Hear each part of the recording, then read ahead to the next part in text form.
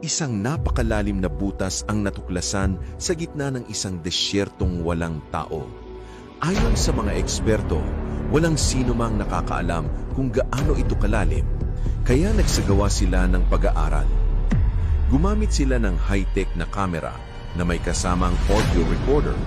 Ibinaba ito dahan-dahan sa madilim na kailaliman. Habang bumababa ang kamera, unti-unti naglalaho ang signal at ang tunog ng hangin ay parang humihinga ng buhay.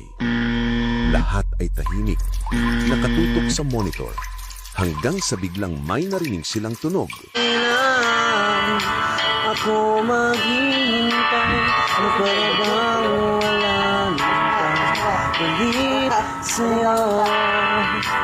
Nasaan ka man, sigaw ng puso ko.